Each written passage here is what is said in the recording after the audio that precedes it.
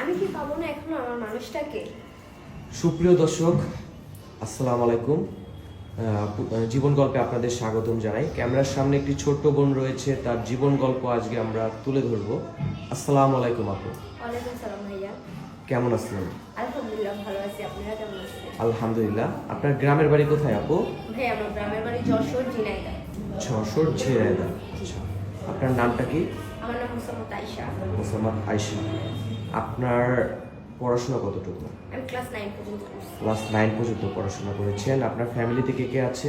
আমার মা আছে, আমার ছোট বোন আছে। আপনার বাবার কি হয়েছে?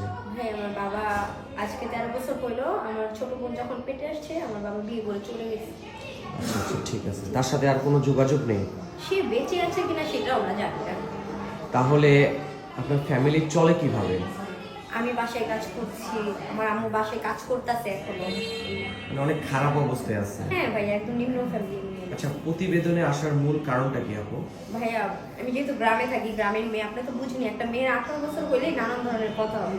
যেহেতু আমি পরিপূর্ণ একজন তরুণী, আমার বয়স 23, মূলত মনের একটা মানুষের জন্য আসছি যে আমাকে বিয়ে করবে।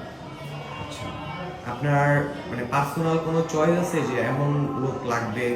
বলতে পারেন মন খুলে। হ্যাঁ ভাইয়া, সবারই তো একটা পছন্দ আছে। মূলত আমার হাজবেন্ড যে হবে সে আমাকে ভালোবাসবে, আমার বাবার মতো আমার হাত না ছেড়ে যাবে, আর আমাকে ভালোবাসতে হবে, 5 ওয়াক্ত নামাজ পড়তে হবে, এই। আচ্ছা, আমাদের ভিডিও দেশ ও বাইরে থেকে অনেক মানুষ দেখে।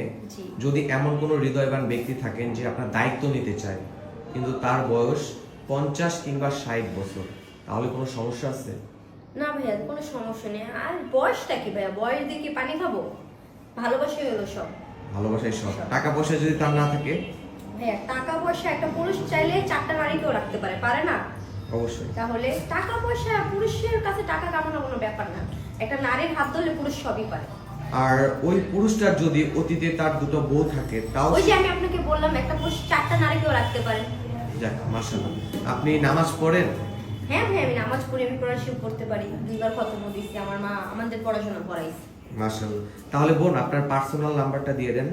ভাইয়া ফোন তো ছিল, কিন্তু ওই ছাত্র আন্দোলনের ফোন চুরি হয়ে গেছে, এখন ফোন কেনার মতো সামর্থ্য নাই আমার কাছে। ও আচ্ছা। সুপ্রিয় দর্শক, ডিসপ্লেতে দেওয়া একটি নাম্বার রয়েছে, বোনটির পার্সোনাল কোনো ফোন নাই। আপনারা যদি চান তাহলে আমরা ইনশাল্লাহ যোগাযোগ করিয়ে দিব ইনশাল্লাহ। আচ্ছা বোন, বিয়ের পরে সবারই স্বপ্ন থাকে জামাইকে নিয়ে ঘুরতে যাবে। আপনি কোথায় যাবেন? আমার জামাই আমাকে যদি মানে কবরও নিয়ে যাবে সেখানে। মাশাআল্লাহ মাশাআল্লাহ। জামাইকে কি নামে ডাকবেন? সেটা আপনাকে কেন বলবো? সিক্রেট। আচ্ছা, যাই হোক দর্শক, ওর জামাইকে কি নামে ডাকবে সে আমাকে বলে নাই। অবশ্যই যে জামাই হবে তাকে বলবে। আর বোনটি মন মানসিকতা অনেক ভালো। যদি কেউ যোগাযোগ করতে চান, ইনশাল্লাহ ভালো একটা মেয়ে আমাদের বললেন, ইনশাল্লাহ আমরা যোগাযোগ করে দিব। ওকে বোন, ভালো থাকবেন, সুস্থ থাকবেন। আসসালামু আলাইকুম। ওয়ালাইকুম আসসালাম ভাই, আপনারাও ভালো থাকবেন।